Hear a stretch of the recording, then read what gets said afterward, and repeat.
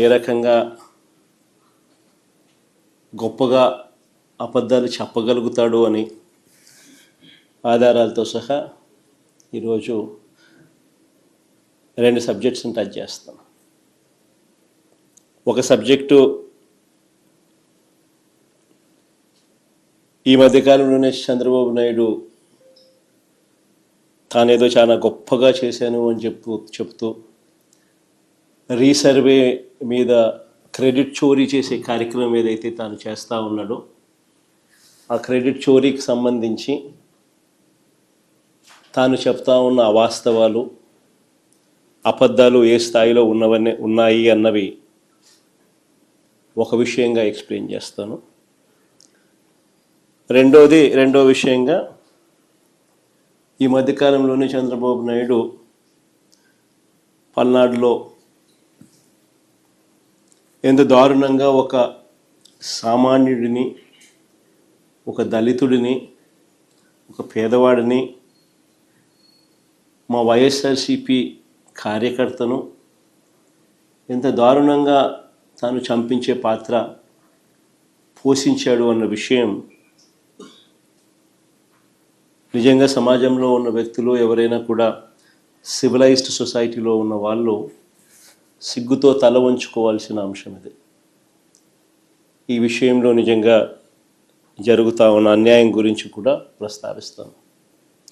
మొట్టమొదటిగా సర్వే గురించి, ఈ రీసర్వే టాపిక్ గురించి we will take it forward. ఈ మధ్యకాలంలో చంద్రబాబు నాయుడు గారు మాట్లాడుతూ ఉన్న మాటలు ఈ రీసర్వే సబ్జెక్ట్ మీద మనమంతా కూడా చూస్తే ఒకసారి ఈ భూమండలం మీద నిజంగా ఇంతటి దారుణమైన క్రెడిట్ చోరీ చేయగలిగిన వ్యక్తి ఇంకొకడెవడైనా ఉండగలడా అని అనిపించేట్టుగా చంద్రబాబు నాయుడు గారు మాట్లాడుతూ ఉన్నారు. ఊసరి వెళ్ళి కూడా చంద్రబాబు నాయుడును చూసి బహుశా సిగ్గుపడుతుందేమో. అంతటి దారుణమైన మోసాలు, అంతటి దారుణమైన అబద్ధాలు. నేను సూటిగా చంద్రబాబు నాయుడు గారిని అడుగుతా ఉన్నాను, మీ ద్వారా ప్రజలందరి తరపున అడుగుతా ఉన్నా. అయ్యా, 4 సార్లు సీఎం అని చెప్పి చెప్పుకునే ఈ పెద్ద మనిషి చంద్రబాబు నాయుడు, నేను అడుగుతా ఉన్నా, భూముల రీసర్వే చేయాలన్న కనీస ఆలోచన అయినా కూడా నీకు ఎప్పుడైనా గతంలో వచ్చిందా అని? కనీసం ఆలోచన అయినా నీకు గతంలో ఎప్పుడైనా వచ్చిందా అని?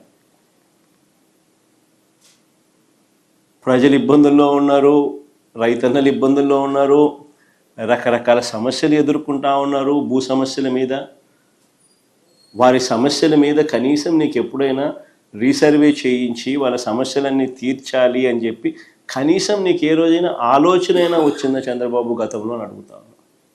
ఈరోజు క్రెడిట్ చోరీ తీసుకుంటూ తాను మాట్లాడుతూ ఉన్న మాటలకు నిజంగా ఈ పెద్ద మనిషి సిగ్గుపడాలి. అసలు భూముల రీసర్వేకి మూలం ఎక్కడి నుంచి వచ్చిందో తెలుసా? ఇది మూలం ఎక్కడి నుంచి పుట్టుకొచ్చింది అంటే 2019 కన్నా ముందు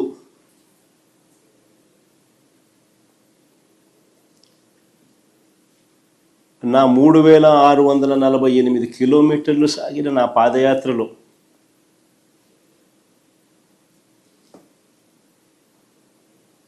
మార్గ మధ్యంలో రైతన్నలు పడతా ఉన్న అవస్థలు, ఇబ్బందులు చూసిన తర్వాత భూములకు సంబంధించి వాళ్ళ లేవనెత్తిన సమస్యల పరిష్కారం నుంచి, ఆ ఆలోచనల నుంచి, వీటికి పరిష్కారం చూపాలన్న తాపత్రయం నుంచి శాశ్వత పరిష్కారం చూపించాలన్న ఆలోచన నుంచి పుట్టుకొచ్చింది దీని మూలం.